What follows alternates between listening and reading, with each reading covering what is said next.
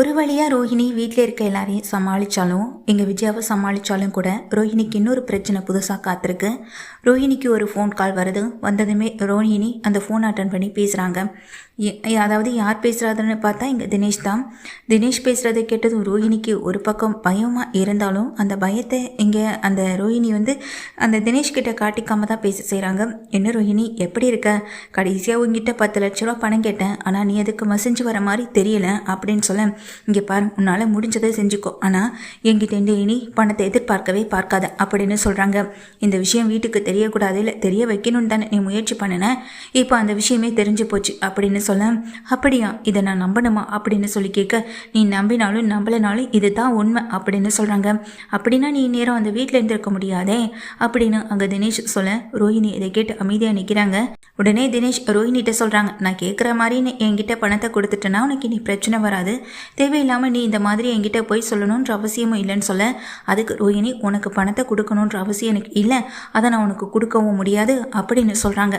அதை கேட்டதுமே தினேஷ் சொல்கிறாங்க, உன்னுடைய வாட்ஸ்அப்பில் நான் ஒரு வீடியோ அனுப்பியிருக்கு, அதை பாரு அப்படின்னு சொல்லும்போது ரோஹிணி மீனா இவங்க 2 பேரும் இந்த ரெஸ்டாரண்ட்டில் உட்காந்து பேசினது அதை வீடியோவாக எடுத்த இங்கே தினேஷ் அதே ரெஸ்டாரண்ட்டுக்கு வந்து அதை வீடியோவாக எடுத்திருக்காங்க.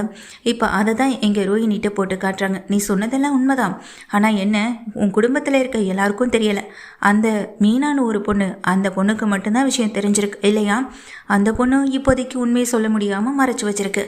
இப்போ 2 பேருமே சேர்ந்து தானே இந்த விஷயத்தை வீட்டில் மறைச்சிட்டு இருக்கீங்க. அந்த பொண்ணு மீனாவே சொல்லலைனாலும் நானே வீட்டில் எல்லாருக்கிட்டையும் விஷயத்த சொல்லிடுவேன். என்ன பணத்தை எனக்கு கொடுக்க முடியுமா முடியாதா அப்படின்னு சொல்லு, என் எதுக்கு இப்படி டார்ச்சர் பண்ணுற அப்படின்னு சொல்கிறாங்க. நீ அந்த பொண்ணுக்கிட்ட கெஞ்சும் போதே தெரிஞ்சுக்கிட்டேன் உன்னுடைய வாழ்க்கை உனக்கு எவ்வளோ முக்கியம்னு. அப்போது அன்னைக்கு என்கிட்ட நீ தெனாவிட்டா பேசிட்டு ஃபோனை வச்சுருக்க, அப்படி தானே? இங்கே பாரு ரோஹிணி, உனக்கு உன் வாழ்க்கை முக்கியம், எனக்கு பணம் முக்கியம், நீ பணத்தை கொண்டு வந்து கொடுத்துரு, உன் வாழ்க்கை பற்றி நான் எதுவும் பேச மாட்டேன் அப்படின்னு சொல்லிடுறாங்க. சரி எவ்வளோ வேணும் அப்படின்னு சொல்லி கேட்க, 10 லட்சம் கேட்டேன் அப்படின்னு சொல்ல, என்கிட்ட இப்போதைக்கு அவ்வளோ பணம் இல்லை அப்படின்னு சொல்லிட்டு இப்போ ரோஹிணி என்ன பண்ணுறாங்க, என்னால் முடிஞ்சது 2 லட்ச ரூபா தான் சொல்கிறாங்க. சரின்னு சொல்லி அதுக்கு தினேஷ் ஒத்துக்கிறாங்க. தினேஷ் இங்கே ஒத்துக்கிறது போல் ரோஹிணி என்ன பண்ணுறாங்க, அதே ஷோரூமில் அதே லாக்கரில் இருக்க 2 லட்சம் பணத்தை மனோஜுக்கு தெரியாமல் எடுக்கவும் செய்கிறாங்க. அதை எடுத்துக்கிட்ட இங்கே ரோஹிணியும் நேராக இந்த தினேஷை பார்க்குறதுக்காக வராங்க. அந்த நேரத்தில் தினேஷ் என்ன பண்ணுறாங்க, இவகிட்ட மட்டும் பணம் வாங்கினா பார்த்தாது, அதனால் அந்த மீனா கிட்டே ஃபோன் பணம் வாங்கணும்னு நினச்சிட்டு கஷ்டப்பட்டு அவங்க நம்பரை கண்டுபிடிச்சு அந்த மீனாவுக்கு கால் பண்ணுறாங்க. யார் பேசுகிறதுன்னு மீனா கேட்க, தினேஷ் சொல்கிறாங்க, நான் யாருன்னு உங்களுக்கு தெரியாது, ஆனால் நீங்கள் யாருன்னு எனக்கு நல்லா தெரியும், நான் சொல்கிற இடத்துக்கு நீங்கள் வந்துடணும், அதுவும் இல்லாமல் கையில் பணத்தோடு வரணும் அப்படின்னு சொல்ல, யார் நீங்கள் எதுக்கு தேவையில்லாமல் என்கிட்ட இப்படி பேசிக்கிட்டு இருக்கீங்கன்னு மீனா கேட்குறாங்க. தேவை இருக்கிறனால தான் மேடம் பேசுகிறேன்னு சொல்லிட்டு அங்கே தினேஷ் சொல்கிறாங்க. நீங்களும் ரோஹிணியும் ரெஸ்டாரண்ட்டில் பேசின விஷயத்த நான் என் காதால் கேட்டேன், 2 பேருமே இந்த விஷயத்தை வீட்டுக்கு தெரியக்கூடாது மறைக்கணும்னு நினச்சி மறைச்சிட்டு இருக்கீங்க, ஆனால் இந்த விஷயத்த நான் வீட்டில் சொன்னால் என்ன ஆகுன்னு கொஞ்சம் யோசிச்சு பாருங்கள். அந்த ரோஹிணி கூட நான் பழைய கம்பெனியில் ஒர்க் பண்ணவன் தான், ரோஹிணிக்கு நான் நல்லா தெரியும், அவகிட்ட பணத்தை கேட்டால் ரொம்ப திமிராக பேசுகிறான், அதான் எனக்கு தேவை பணம், அதை நீங்கள் கொடுத்துட்டீங்கன்னா உங்கள் குடும்பம் இந்த பிரச்சனையிலேருந்து தப்பிக்கும், இல்லைனா உங்கள் வீட்டுக்கு நேராக இந்த விஷயத்தை எல்லாரும் முன்னாடி சொல்லி அப்புறம் நான் இந்த விஷயத்தை எல்லார்கிட்டையும் சொல்கிறதுனால என்ன ஆகுன்னு நீங்களே கொஞ்சம் யோசிச்சு பாருங்க அப்படின்னு சொல்கிறாங்க எங்கள் தினேஷ். இந்த வார்த்தையை கேட்டு எங்கள் மீனாவுக்கு அப்படியே பயம் கலந்த மாதிரி எங்கள் முகத்தில் ஓடவும் செய்யுது. சத்யா அதை கவனிச்சுட்டே இருக்காங்க. என்னக்கா அப்படின்னு சொல்லி கேட்க, ஒன்றும் இல்லை சத்யான்னு சொல்லிட்டு போங்க. அக்கா ஏதோ ஒரு ஃபோன் கால் வந்ததுக்கு பிறகு தான் இந்த மாதிரி ஒரு மாதிரி ஆயிட்டான்னு நினச்சிட்டு சத்யா நினைக்கிறாங்க. அந்த நேரத்தில் தான் சத்யா தன்னுடைய மாமாவை பார்க்குறாங்க. அவங்கக்கிட்ட விஷயத்த சொல்கிறாங்க. இதை கேட்டதும் முத்து, என்னென்ன சொல்கிறேன், மீனாவுக்கா, மீனா அந்த மாதிரி எதுக்கும் பயப்படக்கூடிய வேலைன்னு சொல்ல, அக்கா ஏதோ பயந்து போய் தான் இருக்கா மாமா. சத்யாவும் சொல்கிறாங்க, அக்கா கூட இன்னைக்கு ஒரு 3 மணி போல் எங்கேயோ கிளம்புறா மாமா அப்படின்னு சொல்கிறாங்க. அப்படியா, அவள் ஃபோனில் பேசிகிட்டு இருந்ததை வச்சு தான் சொன்னானா, அவளாம் என்கிட்ட எதுவும் சொல்லலைன்னு சத்யா சொல்ல, சரின்னு சொல்லிட்டு எங்கள் முத்துவும் இருக்காங்க. அப்போது மீனாவுக்கு ஏதாவது பிரச்சனையாக இருக்குமா, சரி நாம் பின்னாடியே பின்தொடர்ந்து போவோம் அப்படின்னு முத்து நினைக்கிறாங்க. இப்போ தினேஷ் என்ன பண்ணுறாங்க, ரோஹிணியை வரவழைக்கிறாங்க. ரோஹிணியை வரவழைச்சு அவங்கக்கிட்டேருந்து பணத்தை வாங்கவும் செய்கிறாங்க, 2 லட்ச ரூபா. இப்போ அவங்களுக்கு தெரியாமல் இங்கே மீனாவை வரவழைக்கிறாங்க. மீனாவுக்கு தெரியாமல் ரோஹிணி போயிடுறாங்க. இப்போ மீனா வராங்க. மீனா கிட்ட என்ன நான் உங்ககிட்ட பணம் கேட்டல, அதை கொண்டு வந்தியா இல்லை அப்படின்னு சொல்ல, நான் எதுக்கு உனக்கு பணத்தை கொடுக்கணும் அப்படின்னு சொல்ல 2 பேரும் சேர்ந்து தானே இந்த விஷயத்த வீட்டில் மறைச்சிட்டு இருக்கீங்க. அப்போ நான் இந்த விஷயத்த வீட்டில் சொல்கிறதுக்கு ரொம்ப நேரம் ஆகாதே அப்படின்ற மாதிரி சொல்ல, இந்த விஷயம் எப்போ வீட்டில் தெரிஞ்சாலும் தெரிய போகிறது தானே, நீயே வந்து சொன்னாலும் அதுக்காக நான் கவலைப்பட போகிறது கிடையாது. ஆனால் அதுக்காக இந்த ஒரு விஷயத்த நினச்சி ஒருத்தவங்களை மிரட்டி பணம் பறிக்கணும்னு நினைக்கிற பார்த்தியா, அப்போ இது கேவலமான விஷயம் தானே அப்படின்னு மீனா சொல்ல, எனக்கு அட்வைஸ் பண்ணுறதுக்காக தான் இங்கே வந்தியா? நான் உங்ககிட்ட பணத்தை தானே கேட்டேன், பணத்தை கொண்டு வந்து கொடுத்துரு, இல்லைனா நான் இப்போவே என்கிட்ட இருக்க வீடியோவும் உங்கள் வீட்டில் இருக்க எல்லாருக்கும் அனுப்ப, நீயே பாரு அப்படின்னு சொல்லிட்டு தினேஷ் என்ன பண்ணுறாங்க, அந்த கையில் இருக்க வீடியோவை எடுத்து மீனா கிட்ட காட்டுறாங்க.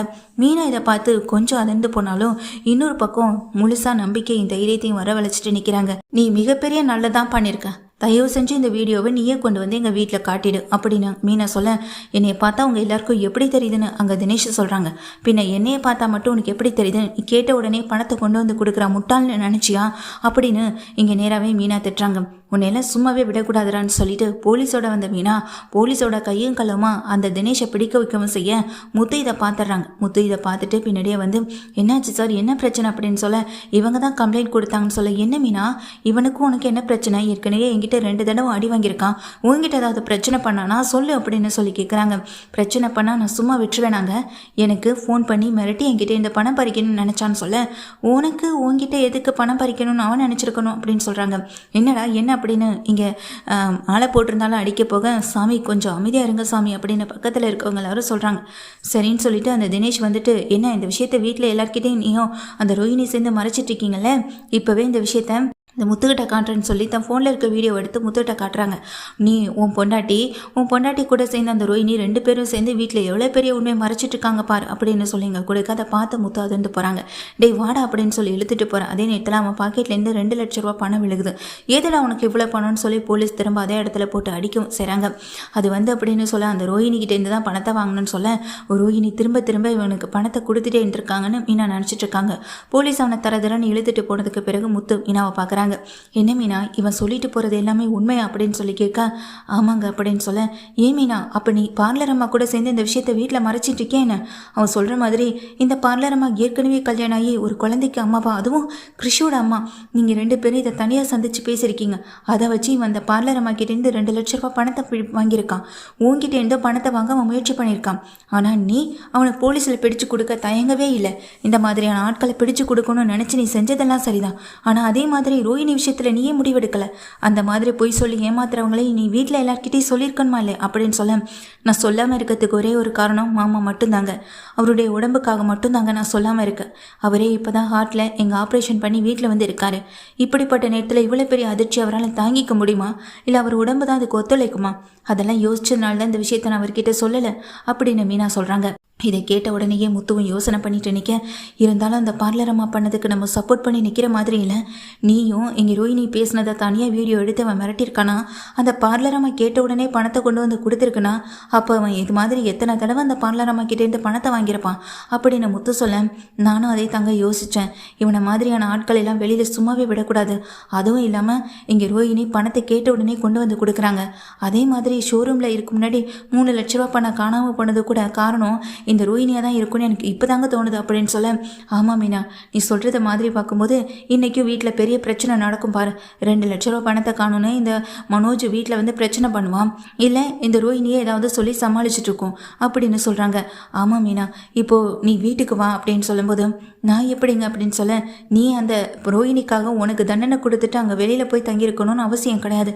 நீ என் கூட நீ இப்போவே என் வீட்டுக்கு வர மீனா அப்படின்னு சொல்கிறாங்க முத்து சொன்னதை கேட்டதுமே மீனாவுக்கு ரொம்ப அதிர்ச்சியாக இருந்தாலும், இன்னொரு பக்கம் இந்த ரோஹிணியுடைய ஆணவத்தையும் திமிரத்தனத்தையும் அடக்கிறதுக்கு நாம் அங்கே இருந்தால் தான் அவளை விட்டு வெளியே வந்து இருக்கிறதுனால எதுவும் ஆக போகிறதில்லன்னு சொல்கிறாங்க. ஆனால் அதே நேரம் நான் சொல்கிற விஷயம் ஒன்று தான் மீனா, இது எல்லாமே இந்த சாமிக்கு மாலை போட்டிருக்கிறதுனால அமைதியாக போகிறேன். இந்த சாமிக்கு எப்போ நான் மாலையை கிளட்டணும் அன்னைக்கு தான் ரோஹிணி அந்த வீட்டில் இருக்க கடைசி நாளாக இருக்கும்.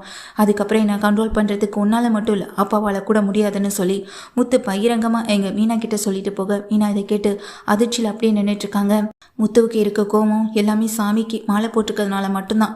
ஆனால் அந்த மாலையை கழட்டிட்டதுக்கு பிறகு இங்கே முத்து என்னெல்லாம் காத்திருக்க போகிறாருன்னு அங்கே மீனாவுக்கே ரொம்ப எதிர்பார்ப்பாக தான் இருக்கவும் செய்த.